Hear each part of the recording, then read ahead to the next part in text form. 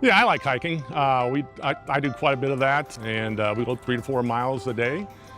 Just like to keep active, and it's just kind of like a body in motion. So about 4 or 5 years ago, I started noticing significant pain in my right hip. It would kind of come and go, intermittent at best, but about the last 2 years, year and a half, it really started getting pretty significant. And it got to the point really where it was hard to walk, it was hard to get in and out of the car. It's starting to affect my sleep. The pain kind of migrated down to my knee, as a matter of fact. So it got to the point where I think I waited too long, but I knew something had to be done. Tim came to me last winter with severe arthritis in both of his hips. One was extremely limiting to him, and we had a chance to get to know one another in the office. He was certainly indicated for the surgery.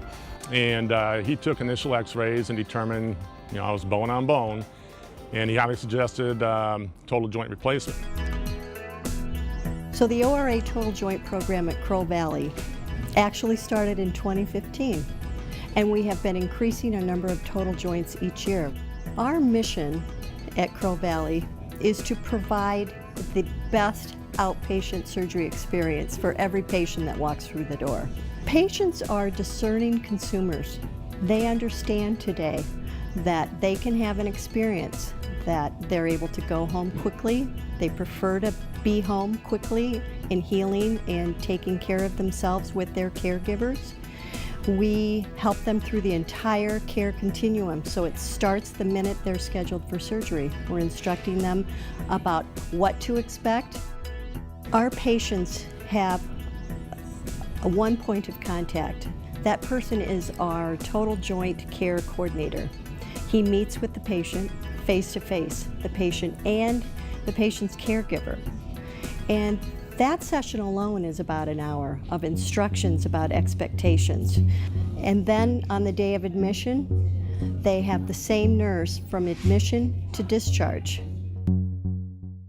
Outpatient joint replacement started a few years ago. Since then, we've developed techniques that are less invasive for the patient, so that we're doing less tissue damage, so the patient experiences less pain, more predictable early outcomes, and we can get them up and moving a lot sooner than we used to. And there are techniques with anesthesia that allow for very safe intraoperative care, and then post-operatively, we have advanced our protocols to where patients' pain is under good control, they're active a lot sooner, and we can get them in and out of the surgery center very quickly, within 24 hours in many cases.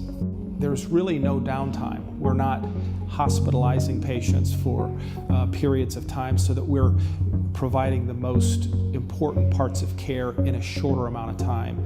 We can move that patient through the surgical experience much quicker, and it provides a great deal of patient satisfaction. Physical therapy does visit the patient post-operatively for ambulation or any other concerns the patient might have that day. And then physical therapy starts on an outpatient basis, many times the next day or day after.